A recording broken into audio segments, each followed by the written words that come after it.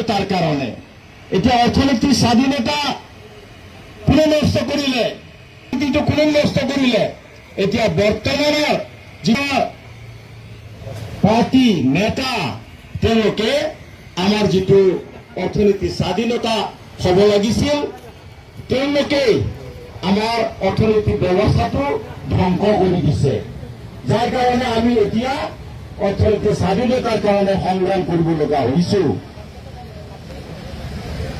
অকল ৰাজনীতিৰ স্বাধীনতা পালে নহব আমাৰ অৰ্থনৈতিক স্বাধীনতা লাগিব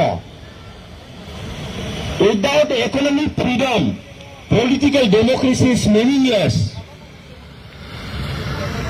বুঝি পাইছে অৰ্থনৈতিক স্বাধীনতা যদি নাথাকে তেতিয়াহ'লে ৰাজনৈতিক গণতন্ত্ৰ অৰ্থহীন ৰাজনৈতিক গণতন্ত্ৰ যদি অৰ্থপূৰ্ণ যদি হ'ব লাগে তেতিয়াহ'লে অৰ্থনৈতিক স্বাধীনতা থাকিব লাগিব তেতিয়াহে এখন ভালদৰে চলিব পাৰে যেনেকে চৰাই দুটা পাতা লাগে দুটা পাতা কৰিলেহে উৰিব পাৰে নহয় জানো Terus saudara Zimbabwe, Melit Pigo Zimbabwe, Melit Pigo Zimbabwe, Zimbabwe.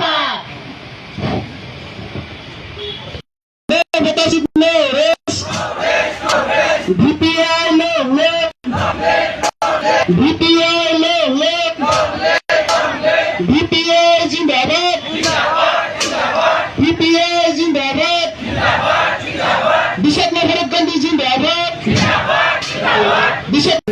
Memorandum গ্ৰহণ কৰিছোঁ যিখিনি বিষয়ৰ এটা মেমৰেণ্ডাম আমি কৰিছিলোঁ এইখিনি বিষয়ে সন্নিৱিষ্ট আছে গতিকে আমি 15 দিনৰ কাৰণে অপেক্ষা কৰিম 15 দিনৰ পিছত এক সপ্তাহৰ কাৰণে সকলো আকৌ ঘূৰি আহিবৰ কাৰণে আমি যদি ইচ্ছা কৰোঁ সকলো ঘূৰি আহিবৰ কাৰণে অনুৰোধ কৰিম ধন্যবাদ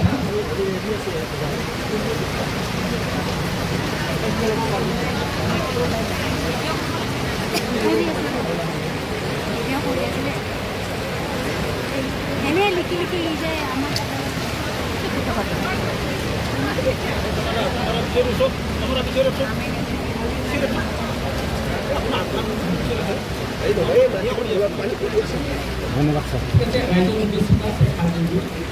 আপোনালোকৰ এষাৰৰ কাৰণে ৰখি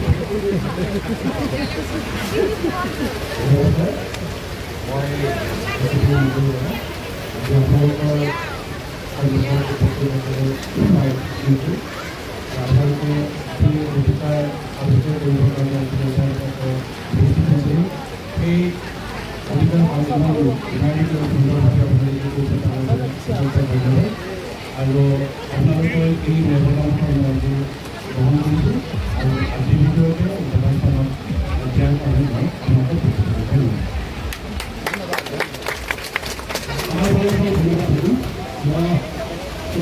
আমি 2টা বছৰ এটা দাবী উত্থাপন কৰিছিলোঁ যে বেবিচাৰ অপৰাধ হিচাপে গণ্য হওক সেই কথাটো আমি কৈ আহিছিলোঁ যে চৰকাৰে এই কথাটো মানিলে এইকাৰণে চৰকাৰলৈ আমাৰ ফালৰ পৰা আঁতৰি কৰিব থাকিল কাৰণ বেবিচাৰ অপৰাধ হিচাপে গণ্য হোৱাৰ পিছত বহুত পৰিয়ালত জোৰা লাগিছে আৰু বহুত পৰিয়াল বাচিল নহ'লে অসমীয়া সমাজ সংস্কৃতি সভ্যতা খতম হৈ গ'লহেঁতেন কাৰণ গোপনীয়তালৈ হাত পাই গৈছে নেকি গতিকে তাত আমি ধন্যবাদ জনাইছোঁ তেনেকৈ সমান্তৰালকৈ ঠিক সমান্তৰালকৈ প্ৰতি মাহে নাগৰিকক যিখিনি ভাত্তা দিব লাগে টকা দিব লাগে এইখিনিত মহিলালৈ পাইছে অৰুণোদয় স্কিমটো পাইছে গতিকে ইয়াত আমি সংযোজন কৰিছোঁ এগৰাকীও মহিলা বাচি থাকিব নালাগিব APL BPL সকলো মহিলাই যাতে ইয়াৰ বেনিফিটটো পায় আৰু জীয়াই থকাৰ প্ৰেৰণা পায় এই কথাটো সংযোজন বহুত বহুত ধন্যবাদ আজি আমাৰ যিটো মেমৰেণ্ডাম ছাবমিছনৰ যিটো কাম আজি যিটো আমি অৱস্থান ধৰ্মঘট কৰিলোঁ যিটো দাবী লৈ আমি আহিছোঁ সেই দাবীটো আমি চৰকাৰৰ ঘৰলৈকে আমি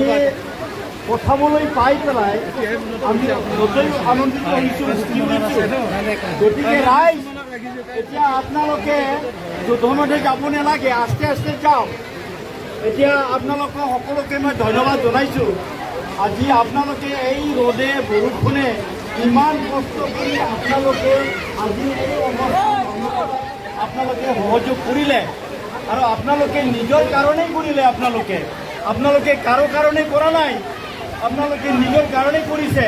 সেই গতিকে এই আন্দোলন, এই সংঘৰ্ষ সফল হ'ব। আমি নিশ্চিতভাৱে আমি সফল হ'ম। আমি বটৰচিট পাম। আমি বিশ্বত এটা শান্তি স্থাপন কৰিব পাৰিম।